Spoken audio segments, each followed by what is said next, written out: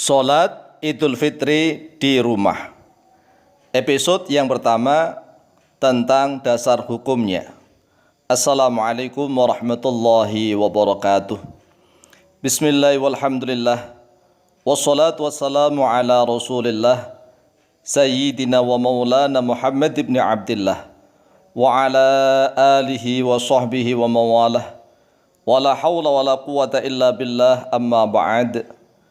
Saudaraku kaum muslimin wal muslimat rahimakumullah, menanggapi tentang boleh atau tidak mendirikan sholat Idul Fitri maupun Idul Adha di rumah dalam keadaan berjamaah maupun dalam keadaan sendirian. Jawabannya menurut tiga madhab, yaitu madhab Syafi'i, madhab Maliki dan madhab Hambali, maka boleh dan sah mendirikan sholat Idul Fitri maupun Idul Adha di rumah dalam keadaan sendirian maupun dalam keadaan berjamaah. Di dalam episode yang pertama ini kita akan membahas tentang dasar hukumnya.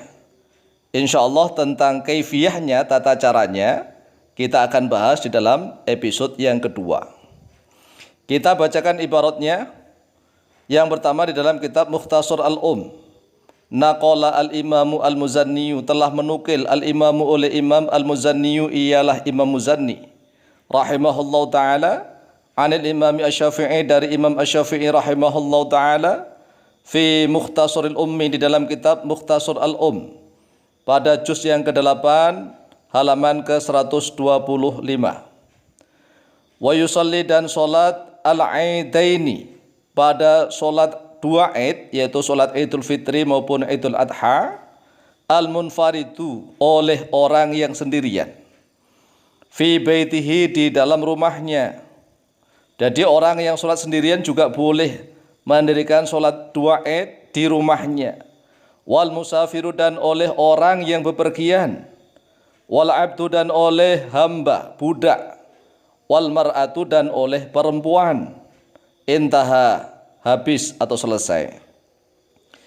Wa dzukira, dan telah disebutkan fi syarhil Khursi, di dalam syarah Al-Khursi Al-Maliki yang bermadzhab Maliki, pada juz yang kedua halaman ke-104, yustahabbu, disunahkan, liman, bagi orang, fatat, yang ketinggalan, hu pada man, sholatul aidi, oleh sholat aid, ma'al imam, beserta imam, ayusalliha, terhadap sekiranya solat oleh seseorang, ha, pada solat Aid. Wahal fi jama'atin, dan apakah di dalam jamaah, au afdadan, atau dalam keadaan sendiri-sendiri, qaulani, yaitu dua pendapat, boleh jamaah dan boleh sendiri-sendiri.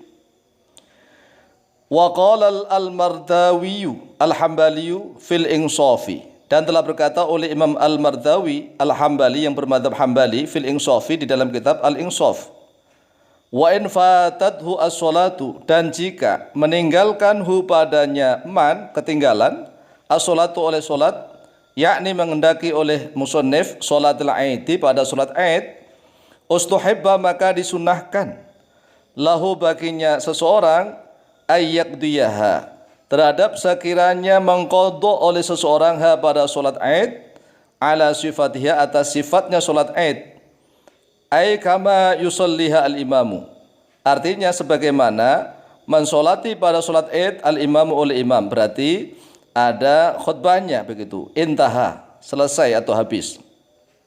Wa qala Ibnu Qudamah al-Hambali fil Mughni, dan telah berkata oleh Imam Ibnu Qudamah rahimahullahu ta'ala yang bermadzhab Hambali di dalam kitab Al-Bughni, wahwa, bermula dia, mukhayyarun, yaitu disuruh memilih, insya'a, jika berkehendak oleh seseorang, sholaha, maka solat oleh seorang, ha, pada solat Aid, wahdahu, dalam keadaan sendirian. Wa insya'a, dan jika berkehendak oleh seseorang, sholaha, maka solat oleh seorang, ha, pada Aid, jama'atan, dalam keadaan jamaah, intaha. Kemudian di dalam Hay'ah Kibar Ulama di Al-Azhar yang dipimpin atau diketuai oleh Imam Al-Akbar Ahmad At-Thayyib, qalat Hay'atu Kibar Ulama Ibil Azhari biriasatil Imam Al-Akbari Ahmad At-Thayyib mengatakan ya juzu, boleh ada'u sholati Idul Fitri, oleh menunaikan solat Idul Fitri al-mubaraki yang diberkahi, fil buyuti, di rumah-rumah. Jadi boleh mendirikan solat Idul Fitri di rumah-rumah, bil kaifiyati, dengan tata cara, allati, yang tusalla, disolati, biha, terhadap dengannya, allati, fil masajidi, di masjid-masjid, wasahati, dan di beberapa pelataran. Wadzalika, bermula itu, liqiyamil udri, karena adanya udzur, al-mani'i, yang mencegah, min iqamatiha, dari mendirikannya solat Id, fil masjidi, di masjid, awil khola'i, atau mendirikan solat Id, fil khola'i, di tanah kosong. Wa yajuzu, dan boleh ayatun, dalam keadaan juga, ayusallihat, oleh sekiranya solat Id, pada solat Id, ar-rajulu, oleh seseorang, jama'atan, dalam keadaan berjamaah, bi ahli baitihi, dengan ahli baitnya, dengan keluarganya. Kama yajuzu, kama sebagaimana sesuatu, yajuzu, yang boleh, ayu adiyaha, oleh sekiranya menunaikan pada solat Id, al-muslimu, oleh orang Islam, munfaridan, dalam keadaan sendirian. Jadi solat Id itu boleh dijalankan sendirian, boleh tanpa khutbah. Tanpa khutbah berarti. Lah kalau sendirian mau khutbah bagaimana? Tetapi kalau dengan anggota keluarganya maka disunahkan khutbah. Khutbah itu hukumnya sunnah. Ya. Solat Id sendiri menurut jumhur ulama juga hukumnya sunnah. Tetapi ada yang mengatakan solat Id itu hukumnya fardu kifayah. Artinya dalam satu kampung itu ada yang menjalankan solat Id, maka yang lainnya gugur kewajibannya, artinya tidak berdosa. Kalau dia menjalankannya, yang mendapatkan pahala begitu.